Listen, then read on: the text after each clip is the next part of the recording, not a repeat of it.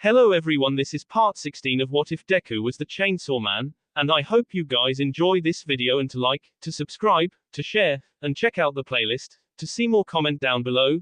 Now let's start the intro. They call me a god. They call me a god. They call me a god. Join my membership, the perks are great. It's in the description. The crunch of broken glass beneath his boots is irksome to say the least.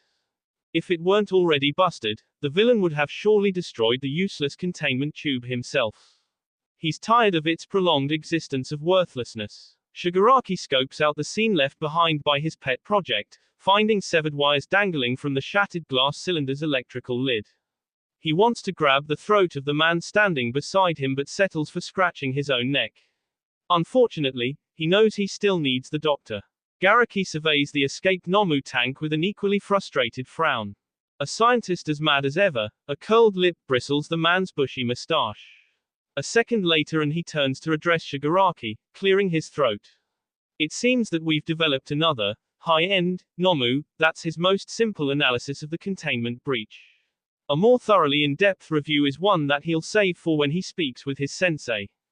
This is all your fault. Shigaraki snaps at the doctor and reminds the man that both villains are a force to be reckoned with. Shigaraki takes some smug satisfaction in scaring the portly scientist into taking a staggered step back. If only you were capable of doing your job properly, then this wouldn't keep happening. He thrusts a threatening finger at Garaki nonetheless to make good on the fear factor of his anger. Garaki further fumbles with his footing, simultaneously having trouble with his articulation of words. Eventually, he does think of a good defense. He gestures around the room to redirect Shigaraki's attention to the other lab experiments, but Master desired that the Nomu have more developed minds after the USJ. I don't care what Sensei wants. Shigaraki's sudden shout somehow startles himself as much as it does Garaki. There's a pause of self-shock from Shigaraki when he listens to what he just said. His underling stares, equally baffled, mouth agape. When Shigaraki recovers, it's with a grin just short of being feral. I wanted this. Katana Man is mine. Garaki nearly chokes on the dryness of swallowing nothing. Fret not, but he recovers as well as he pulls out an electronic pad. I'm able to monitor Katana Man's brainwaves like any other Nomu. The device is already displaying a readout to prove his promise is one that he can make good on. We'll find the causation for the breach of containment. Shigaraki grinds his teeth together, letting out a cross between something of a growl and a hum. He takes a moment to decide whether that satisfies him or not before he settles on a sigh. The villain crosses his arms in front of his chest. I can't have my pets running away from home, Doctor. Garaki shares the sentiment of a sigh, nodding along. We'll learn to leash them better then. A couple of taps on his tablet pulls up brainwave readings for him to present in the meantime. It seems something is driving a stimulation of pursuit of unfinished business with Katana Man. Unfinished business? Shigaraki furrows his brows as he mulls over the meaning of that explanation. When he recalls what he saw in the Yakuza tunnels, his anger returns full swing as he shouts, "You don't mean that chainsaw brat is still alive?" Garaki flinches, startled. He's back to stammering and fumbling as he tries to find more elaborative readings. I'm not sure. But Shigaraki snatches the pad away from the scientist to see for himself. I had one pet taken away from me by him. I'll be damned that I lose another. He's careful not to destroy the tablet by keeping his pinky raised, but it's an impulse to dust something when he thinks about having his stuff stolen. He tells himself Katana Man is way better than some dumb dog. He never even wanted that mutt anyways, but there's still the principle of it. Garaki clears his throat, pulling Shigaraki from his thoughts. But isn't this a good thing then? Katana Man is seeking to kill your companion. The doctor hopes he's making a good case as he holds out a hand to retrieve his device. I'd like the liberty of destroying that brat myself, Shigaraki sneers. But yes, before simmering down and returning the pad to its rightful owner, I'll have front row seats to watch it at the very least. I'll summon Kurogiri then. The scientist immediately prepares an email to send out. Does that mean we'll be postponing our raid on UA's summer camp, but not without checking for any conflictions with the current plans? On the contrary, I'd like to let the chainsaw brat know his friends will be dying with him. Shigaraki gestures for his underling to carry on before turning his back to take his leave. We proceed as planned. No amount of daunting worry can prepare you for how appalling that anticipated circumstance actually is. Detective Scouchy's shoe outsoles sink into the tatami mat, each footfall leaving an indentation on the rice straw material. The length of his tan overcoat drags behind him, treading the path that he's walked like a hero's cape. What had been born and crafted from an architect's plan was fashioned by familiarity of one's home, the clay walls decorated by cozy comfort of mounted family photos. Scouchy's rectangular eyes roam the adorned pictures, leveling on the kid that resides within each one. The detective pauses so that he doesn't overlook the old images, searching them for anything useful to his investigation. Smiling alongside the child in every one of the pictures is the mother, a greenet who passed on her genetics to her son. The bright boy beams with wide emerald orbs, childlike innocence radiating through the gaps in his smile where baby teeth fell out.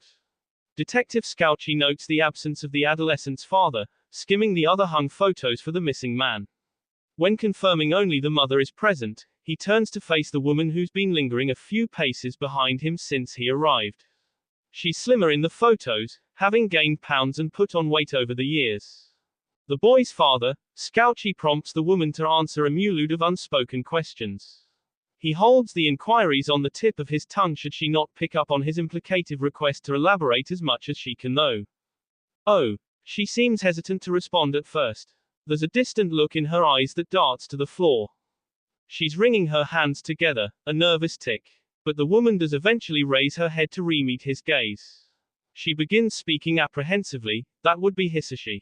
He's currently working abroad, so he's hardly ever around, the statement is true. The detective can tell thanks to his quirk, an ability that allows him to distinguish lies from the truth. So he evaluates the woman's reluctance for embarrassment rather than secretism like he initially believed. Scouchy hums as he contemplates the father's relationship without prying any further into what is clearly a personal matter. There's already a number of theories running through the detective's head based on past job experience and his deductive reasoning. This could very well be a case of parental abduction depending on if there is any custodial interference. Scouchy purses his lips together as he considers his phrasing should he share with the mother his hypothesis. Then he decides against saying anything at all until he's finished performing a more thorough analytic search of the household.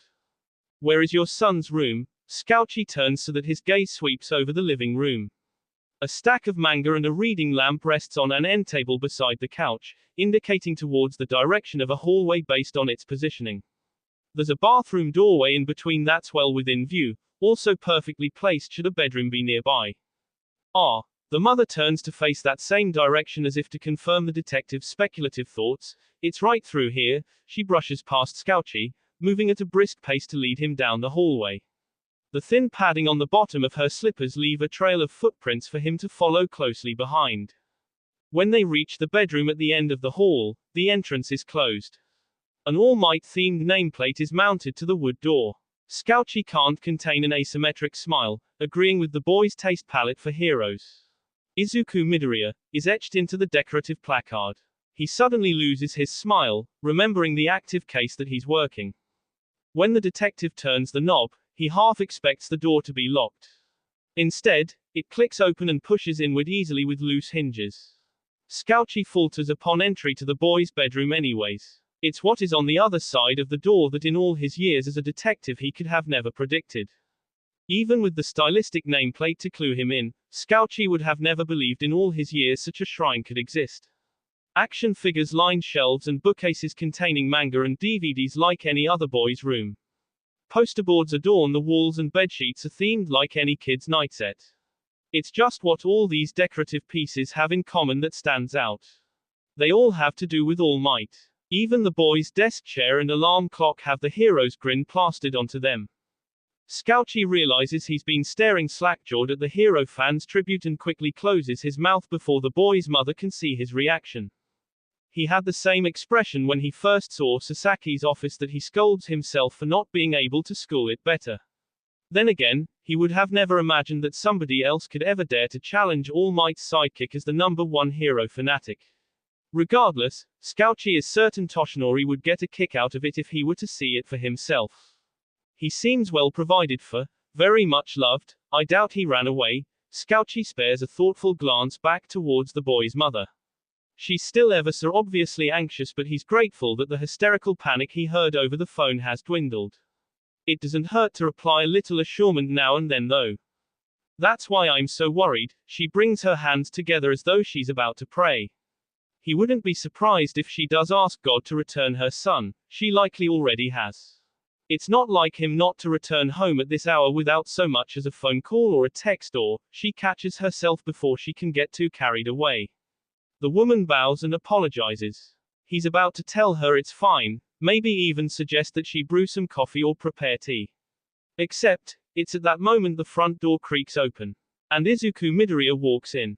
He relaxes, thinking the mother will do the same now that she sees her son has returned safely.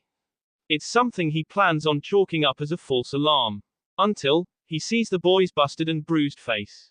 Izuku. What happened? She's at her kid's side in an instant. He could have sworn she told him her quirk is attracting small objects and not superspeed. I tripped. He tries and fails to hide his injuries as she coddles him. Scouchy doesn't need a lie detection quirk to know that's a bullshit excuse, and neither does the boy's mother. I was so worried. She brings him into a hug and decides to ultimately let the lie go for now. I thought something had happened to you and I called the police. Izuku's eyes nearly pop out of their sockets, broadening so big that he somehow only now is able to see the detective lingering over them. Am I in trouble? The boy's meek whisper would make Scouchy laugh under ordinary circumstances, but he reminds himself that he must remain professional. No. The detective glances between the two before offering them both a soft smile. Just make sure not to worry your mother anymore. Izuku nods, agreeing, though he's not entirely off the hook just yet. There's still the question as to what happened to bust up his face and make him come home so late. The answer would be Kaken and his cronies. Except, Izuku leaves that part of the story out. He tells a simple tale about how some kids from his school, unnamed, were bullying another kid, so he did the naturally heroic thing and stepped in. Oh, Izuku, please don't go accepting every challenge someone gives you just because you want to protect someone. Inko holds him close as she asks him to make a promise he won't be able to keep. When you have to fight somebody stronger than you, who's going to protect you? Izuku holds a hand over his chest, the beating of his heart landing in the palm of his hand. He can feel Pokita with him as he reflects on his journey to this point. Despite ridicule and loss, they always have each other. Izuku takes a swig from his water bottle. He'd like to think Hawks is with him now, but the guy has been running him down lately, even if it was what he'd asked for the man to do. Their training is showing results though. Izuku clenches the hand hovering over his heart, grabbing the tail of Pokita. He can tell that he's gotten stronger, strengthening the quirk he was blessed with.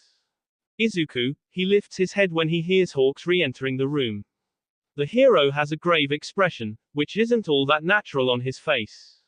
Break time can't be over already. The boy feigns looking at a watch on his wrist that isn't there before using it to wipe sweat from his forehead. I basically just sat down. Hawks shakes his head, dismissing the joke. Now the boy knows something is definitely wrong. The hero would usually laugh at something like that. This monster thing you told me about, I think you're going to have to face it sooner rather than later. Hawks pulls his cell phone out from his coat pocket to pull up a live video of Katana Man wreaking havoc in the city. Izuku shoots up from his seat. What? He takes the phone from his mentor to see the video more clearly. The byline reads that the monster has been calling for someone named Chainsaw Man, deeming every other hero who attempted to stop it a fake. It's calling you out specifically. Hawks hesitates before adding, Makima knows. She saw the news first and decided it was an opportunity to let you shine in the eye of the public. Izuku hands the phone back before he gets so angry that he'll crush it otherwise. She ordered you and other heroes to stand down then. He already knows the answer before Hawks can nod. Sorry, kid, you're on your own for this one. Hawks shares sympathy before restyling himself and giving his protege a light bump on the chest with his fist. But hey, this is what you've been training for. Go out there and put it all to good use. Make me proud. Izuku sighs, stepping forward to deliver for that tall order.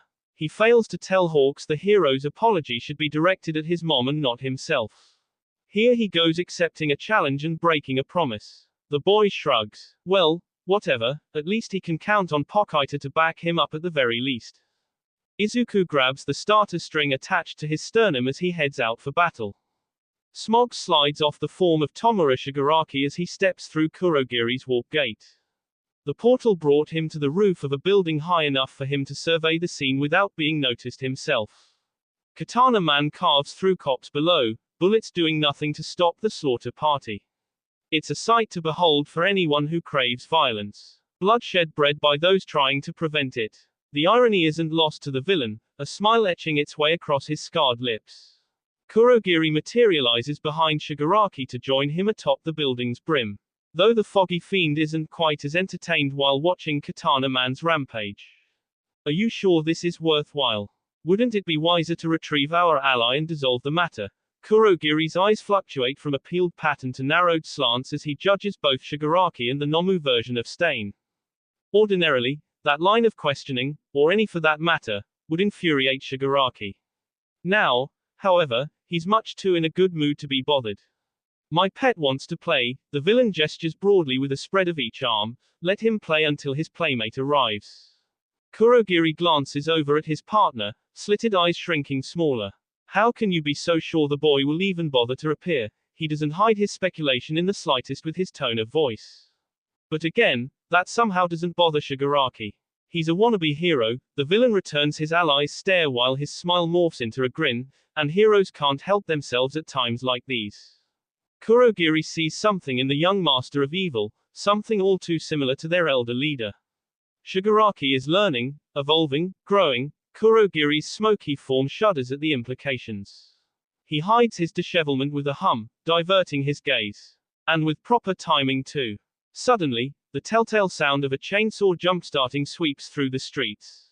See, Shigaraki shows his smug side when the source of brattling raises arrives. He's here, none other than Izuku Midoriya in his full quirked form swings from chain-linked lines. Izuku drops down, opposing his rival.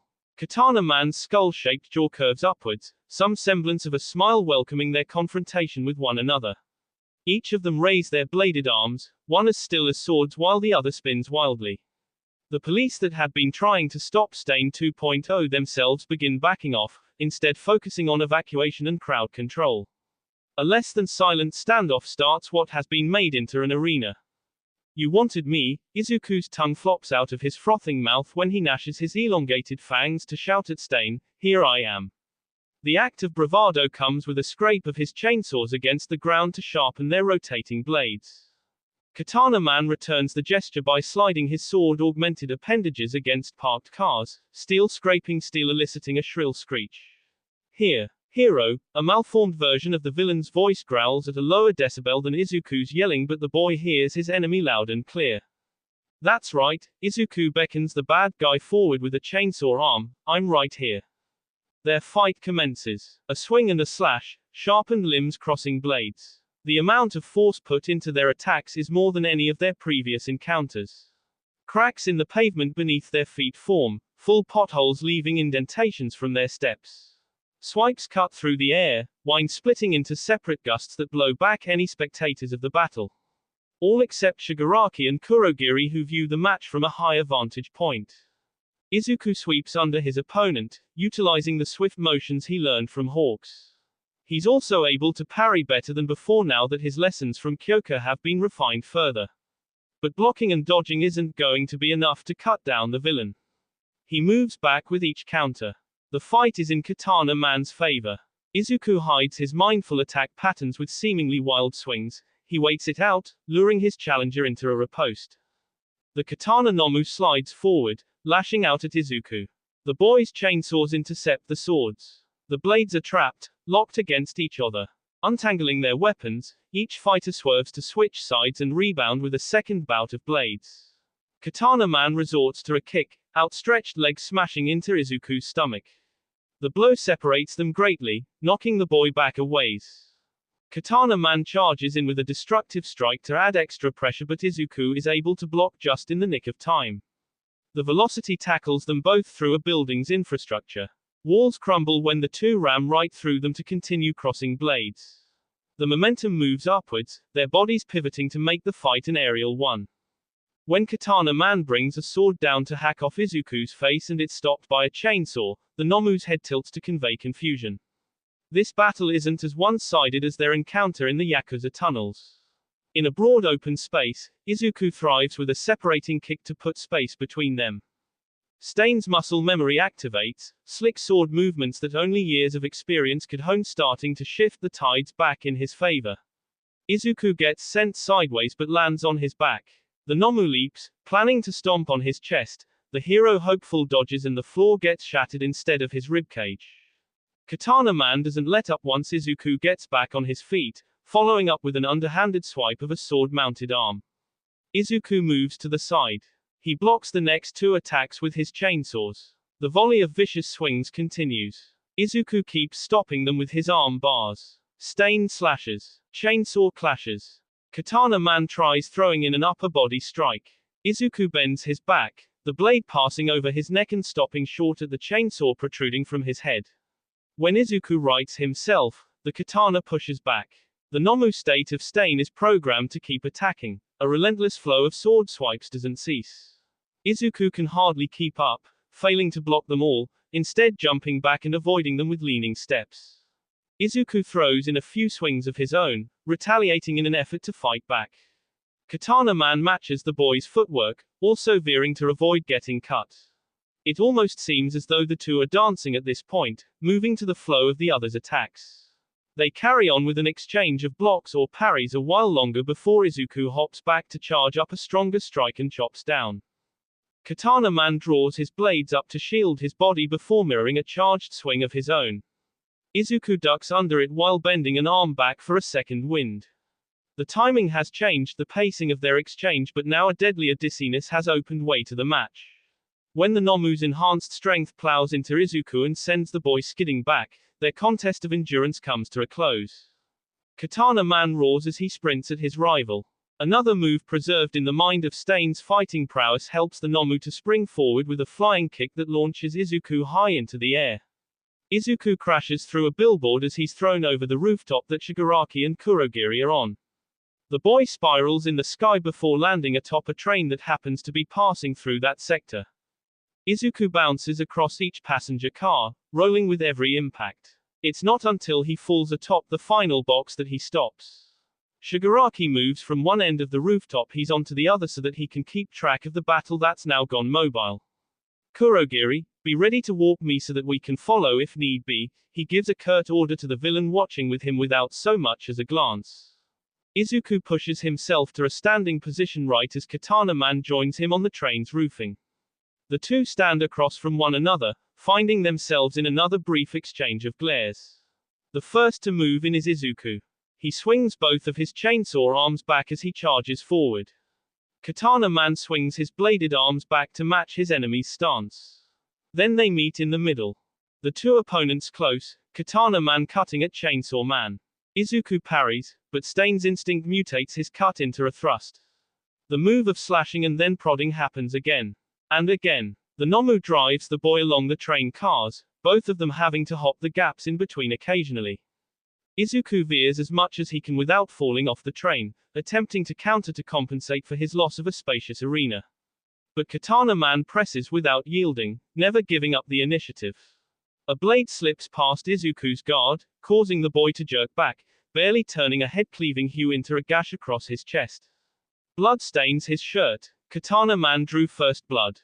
More blood will be bound to spill if Izuku doesn't dodge the next incoming attack. He twists his body to perform an acrobatic maneuver over the swordsman and lands on the other side. Katana Man turns, bladed arms shifting with the motion. Izuku does the same. Their complete turnaround is what powers the uptake of each fighter's weapons. Chainsaws and katanas collide, clashing together harder than ever before. Izuku chops and hacks with broader swings, exposing his torso at the cost of more strength to his attacks. Katana Man, being a Nomu and not Stain fully, doesn't seize the opportunity. The monster merely meets the forceful fighting with an application of equal power. That's what Izuku was counting on. He takes the opening as a chance to wedge a chainsaw into the creature's gut, turning it side to side to saw as much of the walking corpse's innards as he can. Katana Man doesn't register the pain of the body blow, pressing into it and returning Izuku's stab with a sword piercing the boy's shoulder. Izuku cries out but doesn't let up. He swings his other chainsaw arm around to dig into the Nomu's armpit. Red sprays from each of them while they share a moment of shredding each other's puncture points. When they separate, Izuku takes a knee. He loops a finger through the starter string's handle and gives it a tug, reigniting the flow of blood to his heart via chest cord. Already, his wounds begin closing up thanks to his regenerative abilities activating. He pushes up to get himself standing again. Izuku settles his sights on his opponent who is seemingly waiting for the recovery. Teach you. Katana Man grinds out a raggedly raspy slur of words that's barely audible over the train they're on. But Izuku hears him. I've already got teachers, he responds with a light stroke that would have been faster to land if his chainsaw were as light as a feather, one of which taught me this. The chains on his arm bars unravel, carried with the rush of the train on its tracks. And this, the chains attempt to bind Katana Man but get deflected. Izuku assumes a stance that was beat into him. Ear jacks had poked and prodded his joints so that they get the proper positioning. Another showed me how to do this, the bars protruding from his arms slam into Stain despite having their fetters unhooked. The Nomu buckles under the blow, knocked back. And lastly, Izuku snags the villain's shoulder with an upward swipe that connects the chains through a means of direct contact. It's thanks to the straight narrow train route that they're able to operate accordingly. The fetters attached themselves to passing structures before hooking to Katana Man. This, a capture method akin to a razorhead snare Stain. I don't have anything to learn from a fake. Izuku's parting words leave the Nomu state of Stain mortified. The chains drag Katana Man to hell, ripping him from the train and running him under its tracks. The body is beyond recovery by the time it's torn apart and shredded by the combination of dismemberment and crushing. Izuku jumps from the train, landing atop a roof. There, he's about to relax. Except, a familiar sight rekindles his vigilance. Kurogiri's warp gate opens a way for Shigaraki to step onto the same roof. You brat, the villain is seething with hatred as he grinds his nails against his own neck. How dare you take him from me? Izuku cautiously moves around the portal, wary of the villains. I mean, he attacked me first, he feels the need to point that out even if it doesn't help the situation. Shigaraki falters at that, at the very least. But it doesn't quell his rage completely. It's only fair that I take something from you now. He begins stepping backwards to retreat through Kurogiri's warp gate but not without a final threat. Your little friends at UA with suffices sufficient revenge. No. Izuku throws caution out completely as he literally tosses himself at Shigaraki. But it's too late. The portal closes and the villain escapes. Izuku quickly gets back up, ready to pursue the villain. When he hears what sounds like another chainsaw running, he runs to the ledge of the roof that he's on, peering over its side. Down below is Hawks on a repaired rendition of David Shield's chainsaw cycle. Yo! The hero calls for him to jump to street level. Yo! Izuku returns the greeting before forcefully switching spots. Thanks for bringing this. No time to explain. Gotta put it to use. He pushes Hawks from the driver's seat much to the hero's confusion. He starts to try and stop the boy at first. Now, wait a minute, Makima won't like. My friends are in danger. But Izuku's desperate look back is enough to change his mind. Hawks gives the boy a nod, I'll cover for you, and allows the chainsaw bike to tear its way downtown. One fight after another. It's tiresome. Hawks heaves out an exhausted sigh, wishing he still had the bike to drive rather than having to fly with his wings. I'm getting too old for this crap, he shakes his head before taking to the sky. Clouds clear away from a darkened sky, a black starless void without so much as a white hue consuming her vision. Kyoka blinks but keeps her head tilted back, welcoming the slightly blinding effect of pure nothing to stare at. Her focus is on listening right now anyways. She has her ear jacks plugged into an iPod, playing songs from her most recent Spotify playlist. It drowns out the crunch of dried leaves when Bakugo brushes past the class camping site. Kirishima is the only one who notices, watching his friend venture off into the forest with a worried expression on his face. Everybody else is relaxing after a long hard day of training their quirks to get stronger. Some of which are already asleep, snuggled within sleeping bags. Yaoyorozu rests beside Kyoka, sparing a glance up from her novel. She pauses her reading, bookmarking the page that she's on. Do you mind if I listen along? The girl gestures for her friend to lend the iPod by using her quirk to create a custom pair of headphones. Kyoka shrugs before passing the device over to share. The twin set of ponytailed girls tune out the sounds of wildlife in favor of what song starts playing next. It hits heavier than solid metal. Yaoyorozu's eyebrows nearly jump off her face the way that they rise so high. The lyrics to Choo Choo Lovely by Maximum the Hormoner, graphic, to say the least. The usually sheltered girl shyly turns her head away to hide her blush. Kyoka doesn't notice. Her gaze is lifted again, back towards the starless sky. What's odd though, is that the clouds appear to be returning. They waft faster than the breeze blows. They're also darker. Kyoka sits up, smelling barbecue despite dinner having been some sort of stew. The forest that Bakugo went into is starting to smoke. She stops the music on her iPod, shaking Yaoyorozu a bit by the shoulder. Do you think that dumbass started a fire with his quirk? She gestures with a nod of her head to get the other girl to have a look. Kirishima startles at this, overhearing them murmur to one another. No, he hasn't been training like that. The redhead cringes with embarrassment but admits to the reason how he knows that. I followed him one night and saw that he's been hanging around with that kid from the Wild Wildcats. He stands to search for his friend, heading in that direction. It must be something else. By now, the three are causing such a commotion that the other students of Class 1A begin rising. Should we alert Aizawa-sensei? Uraraka groggily wipes the sleep from her eyes with the sleeve of her pajama-covered arm. Her usual bob of brunette hair is furrowed and messy, much like Ashido's, who immediately shuts down the suggestion to get their teacher. It's probably nothing. The pinkett waves away everybody's concern. She flops back down into the cushioned mess of blankets she crafted beneath her. Let's just go back to sleep and forget we ever even saw anything. Her eyes are already midway closed before something bright snaps them back open. A blue blaze overtakes the tree line. It really is a fire. An uncontrollable one at that. Nothing, huh? Todoroki's deadpan would be funny if the flames weren't so hot that the whole class recoils. Bakugo and the Kota kid are in there. Sero blanches when he thinks about getting caught up in such an inferno. He shoots a look back at his peers, seeing equally horrified facial expressions. Kirishima covers himself in a hardened state of stone via his quirk, stepping up. I'll be able to withstand the heat enough to find him. The redhead points for everybody else to go the other way. The rest of you find Aizawa and the other teachers. He surprises himself by taking charge so readily. What's as equally shocking to the boy is when a few others join him. I can cool things off for you. Todoroki generates a frosty aura to demonstrate his usefulness in case Kirishima wants to argue. Kaminari comes along too, claiming to be close enough to Bakugo that he has to. The more the merrier. Kirishima grins rather than making any attempts to turn down their offer to tag along. It might seem like a bad idea and even worse of a decision to actually do so, but the trio run right into the fire. Are they crazy? Hagakure criticizes their choice to put themselves in danger but doesn't wait around trying to convince them otherwise. The class is already moving, making haste to rendezvous with their teachers. Going somewhere, though that'll prove hard to do when there's a set of villains blocking their path. A scaled replica of Stain drops down in front of the group, unsheathing a mesh of swords. Along with him is an even scarier fiend bound by leather straps.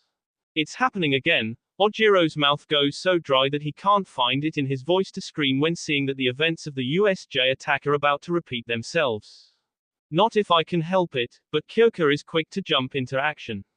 She plugs her jacks into the ground and amplifies the sound waves of the earth to cause a slight quake. This manages to throw the villains off balance long enough for Yaoyorozu to use her quirk as well. Yaoyorozu tosses a canister of tear gas in between her classmates and the deadly duo opposing them. It explodes into a cloud of smoke, concealing the space with thick fog. Everybody split off. They can't chase us all, she shouts, the first thought that comes to her mind to counter the criminals. No. The lizard version of Stain tries stopping them by blindly charging through the tear gas. He's only able to grab a hold of Ojiro. The two grapple with one another, the hero student's tail trumping the tailless reptile in combat.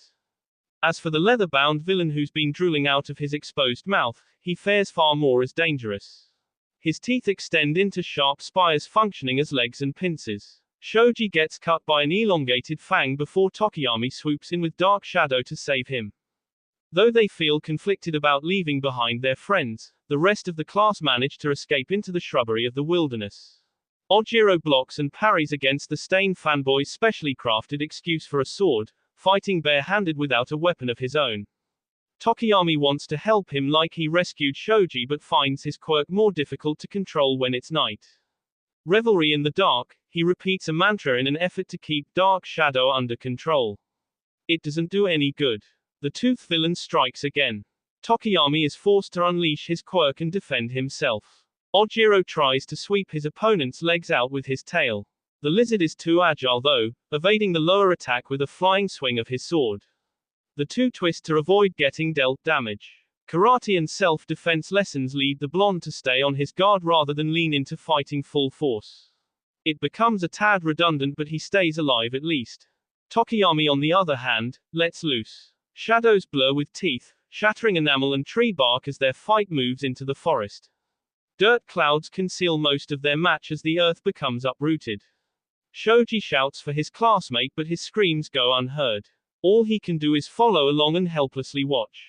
Left in the wake of the villains attacking, is an empty campsite. Aizawa already knew something was wrong when he saw the dark cloud formations overhead. When a purple hue of smoke carried its way through the trees though, that's when he absolutely had to act upon that suspicion. Vlad toppled over along with the cats, effectively rendered unconsciousness by the mustard gas. Aizawa only managed to stay awake by muffling his mouth with his capture cloth. The makeshift mask helps him navigate through the mist until he finds members of Class 1B in a similar predicament. The sneak attack seems to have worked on a majority of the campsite.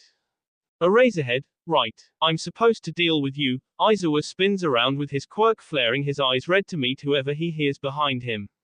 A collection of men in bodysuits greet the underground hero. He realizes as the stampede topples over him that it's an extreme version of the attack at the USJ. When fighting a larger group, he's at a disadvantage. A kick and a punch somehow manages to do the trick to dissolve them into puddles of grey goop. But like a hydra, three more take the place of any fallen foes. They begin grabbing at the cloth around his lower face, trying to pry it away so that he'll succumb to the mustard gas surrounding them.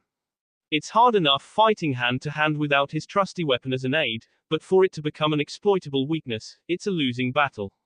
And he loses. Aizawa goes down, overcome by numbers and circumstances. Stay away from our teacher. Kyoka's cry catches the Armada's attention before they can finish the underground hero off. She and Yaoyorozu arrive wearing gas masks to filter out the smog.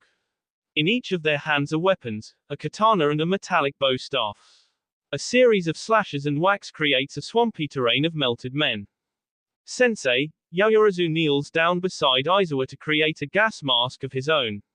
She focuses on defending the downed man while Kyoko wards off the frontal assault of villains. It's a maneuver that manages to drive them back gradually. Eventually, the clones and replicants of those clones dwindle in numbers before running away. It's an exhausting conclusion that makes them both drop their weapons and breath heavy sighs of relief. Fortunately, Aizawa stirs with a groan before joining them. Thank you for the rescue, he mumbles more than says. We're just glad you're okay. Yaoyorozu flits her gaze back and forth to see if anyone else is within their vicinity. When she's sure that they're alone, she tries pushing him to lay back down. You should rest and recuperate though. Her concern carries over to Kyoka, who agrees with a nod. But Aizawa brushes him off, forcing himself to get back up on his feet. If the gas isn't fatal, then we can get Vlad and the others up. He begins walking in the direction of his fellow teachers and heroes despite having a slight limp. Alright, the girls hesitate only momentarily before following along. Geez, this is pretty hot. Kaminari wipes sweat from his forehead as he follows Kirishima and Todoroki through the burning forest. The frosty spray of Todoroki's ice is starting to lose effectiveness the deeper that they go. Bakubro, Kirishima cups his hands around his mouth to enhance his shout, "Where are you?"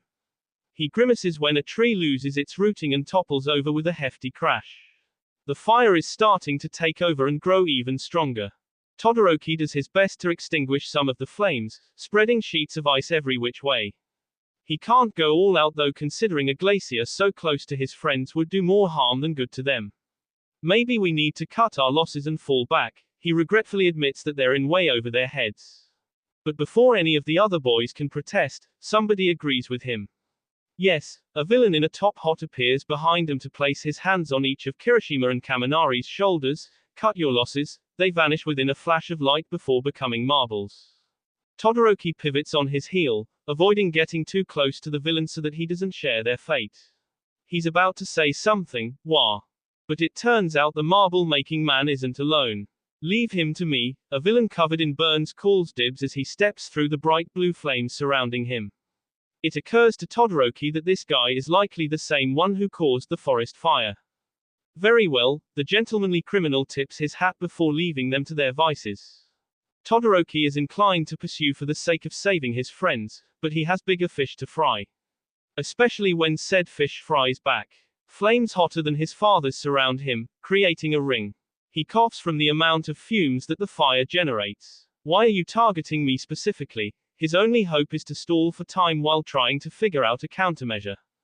The pyromaniac responds with a feral grin, "Wouldn't you like to know?" Bakugo stands at the foot of the cave's mouth, guarding that brat from the power pack or whatever by outstretching one hand, while popping explosions from the other to intimidate the large muscular man in front of him. "You have one chance to off before I blow out your back." The snarled choice of words he uses could have been better, but it gets his point across. Or so he thinks until the giant brute bastard stomps towards him. "I'm warning you, You seem fun." The muscular man flexes an arm before forming a fist. "I think I'll toy with you for a while." "You asked for it." Bakugo secretes as much fuel into his palm as he can to generate a massive explosion directly into the guy's face. When the smoke clears and an uncharred grin is on the other side, the abrasive blonde backs up a little. The muscular villain is covered in muscle fibers, bulking him up even more.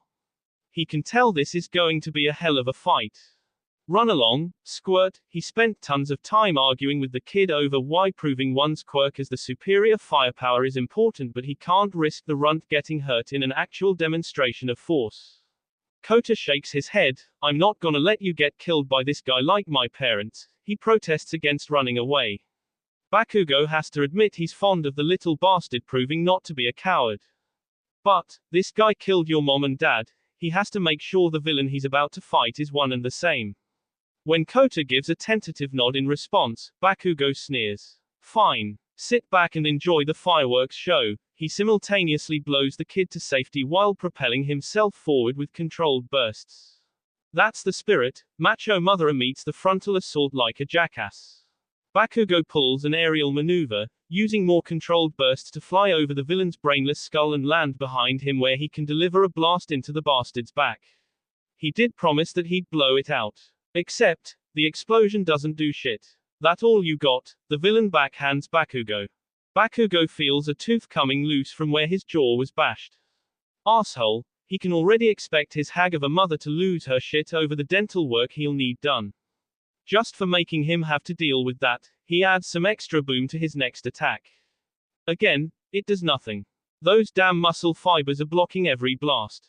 Bakugo controls the flow of the fight well enough to avoid getting ed up himself, but it won't do any good if he can't do anything in return.